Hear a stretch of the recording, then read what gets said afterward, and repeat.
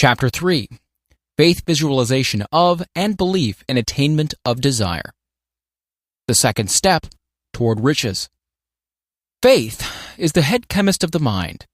When faith is blended with the vibration of thought, the subconscious mind instantly picks up the vibration, translates it into spiritual equivalents, and transmits it to the infinite intelligence, as in the case of prayer.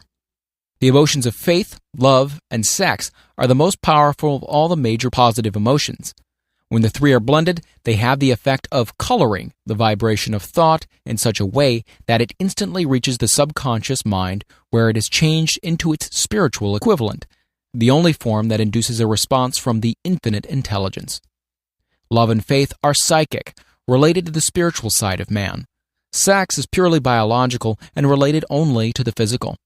The mixing or blending of these three emotions has the effect of opening a direct line of communication between the finite, thinking mind of man and infinite intelligence. How to develop faith. There comes now a statement which will give a bigger or better understanding of the importance the principle of autosuggestion assumes in the transmutation of desire into its physical or monetary equivalent. Namely, faith is a state of mind which may be induced or created by affirmation or repeated instructions to the subconscious mind through the principle of autosuggestion. As an illustration, consider the purpose for which you are presumably reading this book. The object is naturally to acquire the ability to transmute the intangible thought impulse of desire into its physical counterpart, money.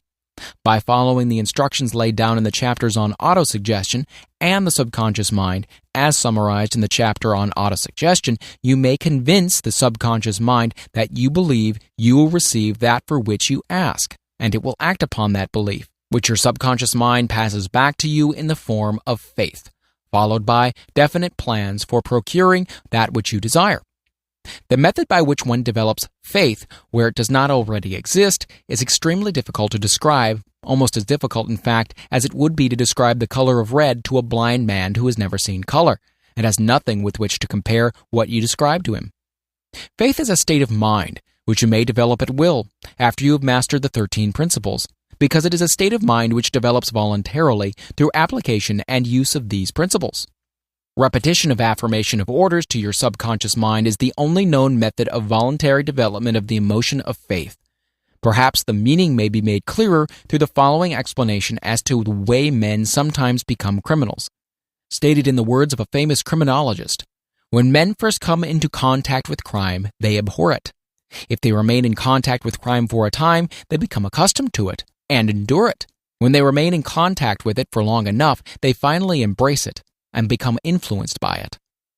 This is the equivalent of saying that any impulse of thought which is repeatedly passed on to the subconscious mind is, finally, accepted and acted upon by the subconscious mind, which proceeds to translate that impulse into its physical equivalent by the most practical procedure available.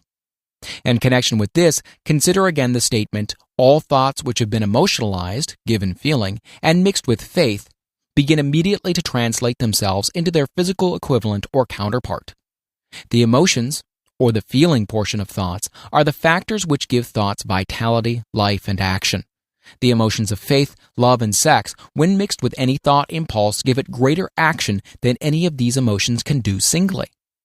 Not only thought impulses which have been mixed with faith, but those which have been mixed with any of the positive emotions or any of the negative emotions may reach and influence the subconscious mind. From this statement, you will understand that the subconscious mind will translate into its physical equivalent a thought impulse of a negative or destructive nature, just as readily as it will act upon the thought impulses of a positive or constructive nature. This accounts for the strange phenomenon so many millions of people experience, referred to as misfortune or bad luck. There are millions of people who believe themselves doomed to poverty and failure because of some strange force over which they believe they have no control. They are the creators of their own misfortunes because of this negative belief, which is picked up by the subconscious mind and translated into its physical equivalent. This is an appropriate place at which to suggest again that you may benefit by passing on to your subconscious mind any desire which you wish translated into its physical or monetary equivalent, in a state of expectancy or belief that transmutation will actually take place. Your belief or faith is the element which determines the action of your subconscious mind. There is nothing to hinder you from deceiving your subconscious mind when giving it instructions through autosuggestion, just as I deceived, quote-unquote, my son's subconscious mind. To make this deceit more realistic, conduct yourself just as you would if you were already in possession of the material thing which you are demanding when you call upon your subconscious mind. The subconscious mind will transmute into its physical equivalent by the most direct and practical media available any order which is given to it in a state of belief or faith that the order will be carried out. Surely, enough has been stated to give a starting point from which one may, through experiment and practice, acquire the ability to mix faith with any order given to the subconscious mind. Perfection will come through practice. It cannot come by merely reading instructions. If it be true that one may become a criminal by association with crime, and this is a known fact, it's equally true that one may develop faith by voluntarily suggesting to the subconscious mind that one has faith. The mind comes finally to take on the nature of the influences which dominate it. Understand this truth, and you will know why it is essential for you to encourage the positive emotions as dominating forces of your mind, and discourage and eliminate negative emotions. A mind dominated by positive emotions becomes a favorable abode for the state of mind known as faith. A mind so dominated may at will give the subconscious mind instructions, which it will accept and act upon immediately. Faith is a state of mind which may be induced by autosuggestion. All down the ages, religionists have admonished struggling humanity to have faith in this, that, and other dogma or creed, but they have failed to tell people how to have faith. They have not stated that faith is a state of mind and that it may be induced by self-suggestion. In language which any normal human being can understand, we will describe all that is known about the principle through which faith may be developed, where it does not already exist. Have faith in yourself, faith in the infinite.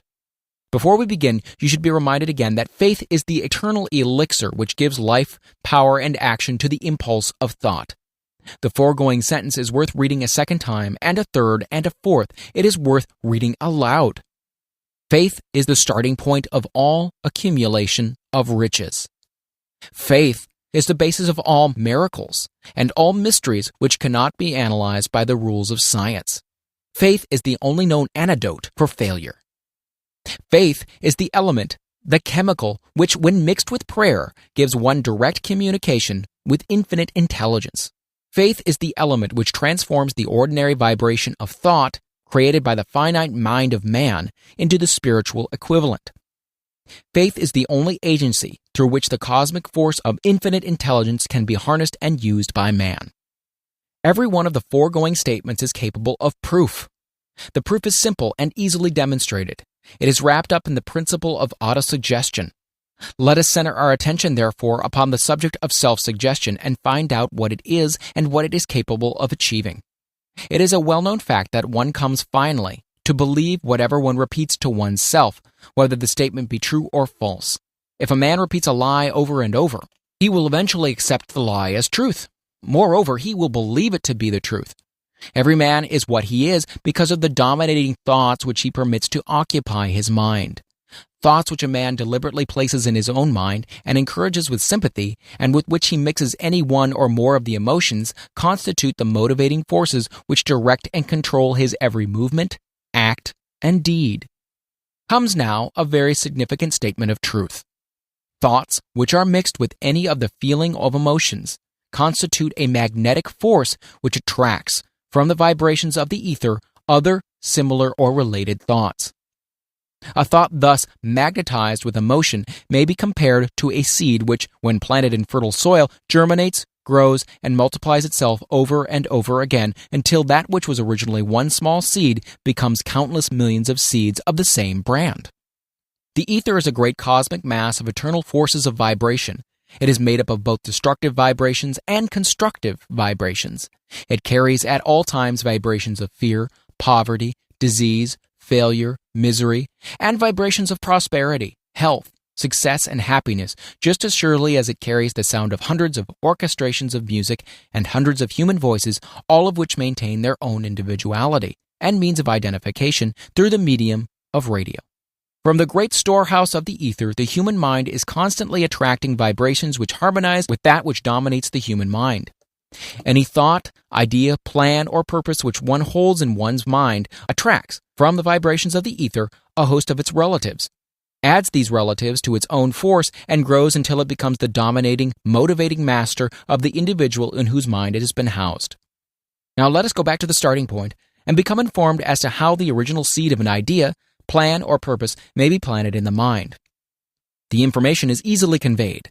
Any plan, idea, or purpose may be placed in the mind through repetition of thought. This is why you are asked to write out a statement of your major purpose, or definite chief aim, commit it to memory, and repeat it in audible words day after day until these vibrations of sound have reached your subconscious mind. We are what we are because of the vibrations of thought which we pick up and register through the stimuli of our daily environment. Resolve to throw off the influences of any unfortunate environment and to build your own life to order. Taking inventory of mental assets and liabilities, you will discover that your greatest weakness is a lack of self-confidence. This handicap can be surmounted and timidity translated into courage through the aid of the principle of autosuggestion. The application of this principle may be made through a simple arrangement of positive thought impulses stated in writing, memorized and repeated until they become a part of the working equipment of the subconscious faculty of your mind. Self-confidence formula. First, I know that I have the ability to achieve the object of my definite purpose in life. Therefore, I demand of myself persistent, continuous action towards its attainment, and I here and now promise to render such action. Second, I realize that the dominating thoughts of my mind will eventually reproduce themselves in outward physical action and gradually transform themselves into physical reality. Therefore, I will concentrate my thoughts for 30 minutes daily upon the task of thinking of the person I intend to become, thereby creating in my mind a clear mental picture of that person. Third, I know through the principle of autosuggestion, any desire that I persistently hold in my mind will eventually seek expression through some practical means of attaining the object back of it. Therefore, I will devote 10 minutes a day to demanding of myself the development of self-confidence. Fourth, I have clearly written down a description of my definite chief aim in life, and I will never stop trying until I have developed sufficient self-confidence for its attainment.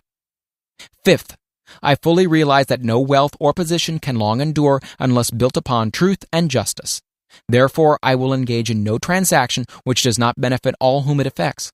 I will succeed by attracting to myself the forces I wish to use and the cooperation of other people. I will induce others to serve me because of my willingness to serve others. I will eliminate hatred, envy, jealousy, selfishness, and cynicism by developing love for all humanity, because I know that a negative attitude towards others can never bring me success. I will cause others to believe in me because I will believe in them and in myself. I will sign my name to this formula, commit it to memory, and repeat it aloud once a day with full faith that it will gradually influence my thoughts and actions so that I will become a self-reliant and successful person. Because this formula is a law of nature which no man has yet been able to explain, it has baffled the scientists of all ages. The psychologists have named this law autosuggestion and let it go at that. The name by which one calls this law is of little importance. The important fact about it is that it works for the glory and success of mankind, if, that is, it is used constructively.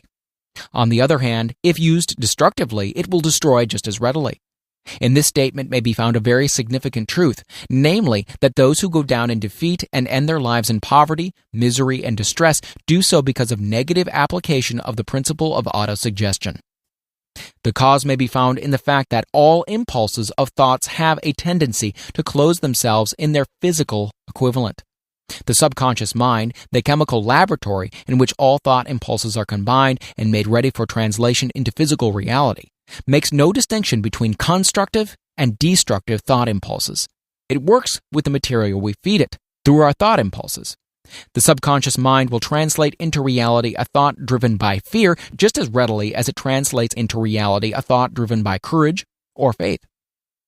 The pages of medical history are rich with illustrations of cases of suggestive suicide. A man may commit suicide through negative suggestion just as effectively as by any other means. In a Midwestern city, a man by the name of Joseph Grant, a bank official, borrowed a large sum of the bank's money without the consent of the directors. He lost the money through gambling. One afternoon, the bank examiner came and began to check the accounts. Grant left the bank, took a room in a hotel, and when they found him 3 days later, he was lying in bed, wailing and moaning, repeating over and over again these words, "My God, this'll kill me. I cannot stand the disgrace." In a short time, he was dead. The doctors pronounced the case one of mental suicide. Just as electricity will turn the wheels of industry and render useful service if used constructively, or snuff out life if wrongly used, so will the law of autosuggestion lead you to peace and prosperity, or down into the valley of misery, failure, death, according, that is, to your degree of understanding and application of it. If you fill your mind with fear, doubt, and unbelief in your ability to connect with and use the forces of infinite intelligence, the law of autosuggestion will take the spirit of unbelief and use it as a pattern by which your subconscious mind will translate it into its physical equivalent. This statement is as true as the statement that 2 and 2 are 4. Like the wind which carries one ship east and another west, the law of autosuggestion will lift you up or pull you down according to the way you set your sails of thought. The law of autosuggestion, through which any person may rise to the altitudes of achievement which stagger the imagination, is well described in the following verse. If you think you are beaten, you are. If you dare not, you don't. If you like to win but think you can't, it is almost certain you won't. If you think you'll lose, you're lost. For out of the world we find, success begins with a fellow's will. It's all in the state of mind. If you think you are outclassed, you are. You've got to think high to rise. You've got to be sure of yourself before you can ever win a prize. Life's battles don't always go to the stronger or faster man, but soon or late the man who wins is the man who thinks he can. Observe the words which have been emphasized, and you will catch the deep meaning which this poet had in mind. Somewhere in your makeup, perhaps in the cells of your brain, there lies sleeping the seed of achievement which, if aroused and put into action, would carry you to heights such as you may never have hoped to attain. Just as a master musician may cause the most beautiful strains of music to pour forth from the strings of a violin, so you may arouse the genius which lies asleep in your brain and cause it to drive you upward to whatever goal you wish to achieve.